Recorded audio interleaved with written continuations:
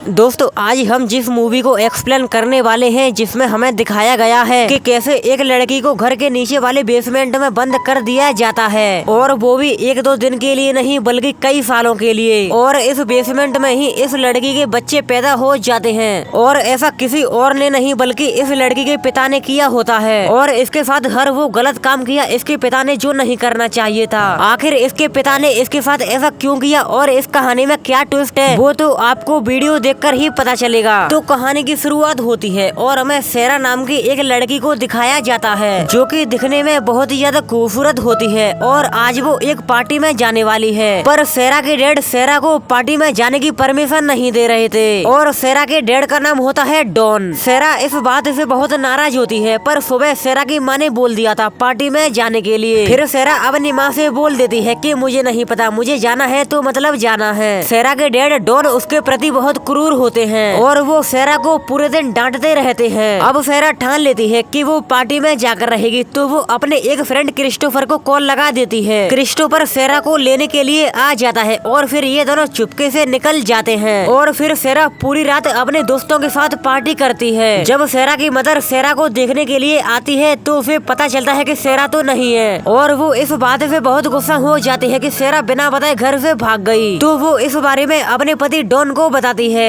Don को जब पता चलता है कि सेरा घर से भाग गई है तो वो बहुत भड़क जाता है। सुबह हो जाती है और सेरा अपने घर की तरफ आने लगती है। तभी दरवाजे पर उसे डॉन पकड़ लेता है और उसे अंदर जाने नहीं देता है और वो सेरा को बहुत डांटता है इस बारे में कि आखिर वो बिना पूछे गई तो गई कैसे। तभी सेरा की मॉम आ जाती है और वो ऐसा देख लेती है तो फिर वो सेरा को लेकर कमरे में चली जाती है जहाँ पर सेरा की सिस्टर होती है। तभी यहाँ पर सेरा की मॉम भी आ जाती है। तभी सेरा अपनी मॉम को और अपनी सिस्टर को बताती है कि आज से 3 महीने बाद मैं 18 साल की हो जाऊंगी और मेरा एक बचपन का दोस्त है और मैं उसी के साथ रहा करूंगी। ये तीनों बातें कर ही रहे होते हैं तभी चुपके से इनकी बातों को डॉन सुन रहा होता है और फिर डॉन यहाँ से जाने लगता है बेसमेंट की ओर। 3 महीने का इंतजार करता है। कहानी शिफ्ट होती है और हमें डायरेक्ट 3 महीने बाद का सीन दिखाया जाता है जहाँ पर हमें सेरा दिखाई जाती है और वो अपने बेस्ट फ्रेंड क्रिस्टोफर से बात कर रही होती है। सेरा की मॉम और उसकी सिस्टर घर पर नहीं होते हैं और घर पर सिर्फ डॉन और सेरा ही होते हैं। तभी डॉन बेसमेंट की तरफ जाने लगता है और वो सेरा से बोलता है कि मुझे एक बॉक्स बेसमेंट में रखना है, क्या तुम मेरी मदद कर सकती हो। तो फिर सेरा उस बॉक्स को लेकर बेसमेंट में आ जाती है और वो देखकर हैरान हो जाती है कि यहाँ पर एक सीक्रेट कमरा भी है और इस सीक्रेट कमरे के बारे में किसी को पता नहीं होता है डॉन के अलावा। डॉन चालाकी से सेरा को उस सीक्रेट कमरे में लॉक कर देता है। सेरा चीखती है चिल्लाती है पर उसकी मदद करने वाला कोई नहीं था।